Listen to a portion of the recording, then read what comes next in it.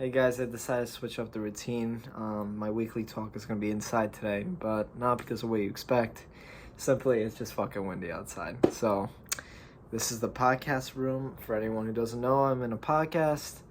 A little sneak peek, it's very nice. But beyond the point, first thing I learned this week, and I'm only going to share two throughout the week. And these ones both are realizations that I had before, but it had to be used this week, and I thought it was it would absolutely impact you guys. So, number one is your environment is everything. For me, when I think about all the things that have helped me grow in terms of the past, I'd say year and a half, I'd probably give I'd probably give most of my credit out of anything due to my environment. And what do I exactly mean by this? So, when I was in high school, I had a friend group, and all dope kids. I love them all to death. You know, they're part of my life, and I still talk to all of them when I have the chance. But in that friend group, it was very easy to do bad stuff, like you say. What is bad stuff? It's not bad, but stuff that wouldn't really take you places in life, which is partying, smoking, doing nonsensical shit that doesn't really take you anywhere except just have fun, have a good dopamine hit, which nonetheless is an awesome thing to do, experience that type of life, but understand that if you want to really be great, it's probably not the best option. Not probably, definitely it's not. Beyond the point, when I was with the friend group, it was very easy for me to fall into these traps of, lust, partying. I had the option to do it. Now, let's fast forward to now. And quite frankly, I talk to those friends, but that's not who I surround myself with. When I look at my environment, I still would love to, smoke or drink. I mean, I don't got a problem with it. Yet I never do. I haven't smoked or drank in about now a year and a half. And keep in mind, I'm 20, so literally since I've been 18 and a half. About to turn 21, to be honest. Not about to, but soon. The whole concept, realistically, is the ability to not have anybody around me to fall for my lust, I guess you can call it. Of course, you're going to have the urge to party, on a Friday night where you see everybody else. But the ability to not be able to because you don't have anyone you can speak to has, literally pivoted my life. The standards, what an environment does is it puts your standards so much higher. So before, the standard was to go party. Now, my standards is, what the fuck is a party? Because constantly, every single week, I don't put myself in that opportunity that it doesn't even feel right. When you do something for so long, you eventually become so accustomed to it that the idea of going back to what you used to do is off. It's honestly it's very cool phenomenon. And I want to share another environment hack, which is I go to library instead of doing. I'm a website designer, if you don't recall, or if this is your first time to see. Website designer / digital marketer, call it whatever you want to call it. But I do all my work, most of, if not almost all, my work on a computer. And my house is great. Love doing work here. Problem is I got 2 dogs. And on top of that, I got family. And I just am way more inclined to, go on my phone, to just, go to the bathroom all the time, blah. All this shit that makes me lazy. Your house, I don't think I'm the only one here. Your house is just a lazy place. It's not really, but you get the idea that you have the accessibility of your bed or something like this. So for me, I go to the library literally every day. I try to get there. I try to go for at least 6 hours a day. Again, every day varies. At most 10, at least 6. That's my goal.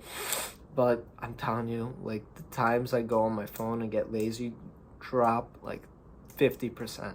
Simply because of the environment. When you go to a library, what are you there to do? You're there to work. If you go on your phone, you kind of feel like a bum. You're in this place where everybody else is doing their shit, trying to get their shit together, whether they may be studying, whether they may be working. And you to be on your phone, it's a fucking disgrace. At least that's how I see it. And it's helped me tremendously in terms of growing. And where I am today, I couldn't imagine, back to the standards thing, the amount of work I put in every day compared to 2 years ago, I would have never imagined I could even do such a thing, work that long without a break. It's just, you become accustomed to it. And I wanted to spend the majority of my time on that because it's something very powerful to me. Number 2 is, when you hit a plateau, it's your fault. what I mean by this is that's the mindset you have to have. So realistically, I'm trying to lose weight again. I lost 43 pounds before, and I went from like, go check out my Instagram. It's Josh_Nico12. It's like third latest post, if I'm correct. My transformation, and I had a phenomenal transformation. At least I think so, and I look back at it, I'm just still surprised I was able to do it. But I'm going back on that journey again. I gained weight again on purpose, not on accident. Maybe more than I expected or more than I wanted it in terms of how fast I gained it. So now I'm back on this journey, and I've lost realistically 4 pounds in 6 weeks, maybe 8 weeks now. It's really bad for the pace I want to go, which is 1 pound a week.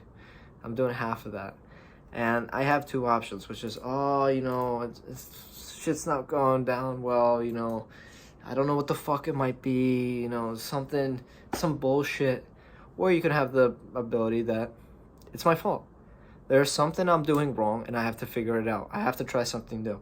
When you hit a plateau, whether it might be in your business, and when I say it's your fault, I'm talking about what you can control. Your weight is something you can absolutely control. So if you're in a fucking plateau, which is very common, what the fuck do? You do something different. You don't just keep doing the same fucking shit. As I forget who says it. If I'm not correct, Albert Einstein. Insanity is doing the same things over and over again and expecting different results. You have to do something different. Now, I use the reference of weight gain or weight, just like fitness, because it's very relevant in terms of something you can control. Whereas as in your business, it's hard to say what you can control due to the market, and blah, blah, blah, this, that, new technology coming into. But something like fitness, your diet, always have something to do about that. But this lesson otherwise should still be applied in business. If your business is not growing, if you're making the same amount of money as you were last year or last month, realistically, maybe last month is one, maybe last 4 months you've been stagnant or something, you have to step it up. You have to put more work in just to get yourself out of the plateau, because typically when you hit a plateau, you have to put 10x to work. And when I say typically, I mean that's what has to be done, or else you're going to continue to stay at the same place.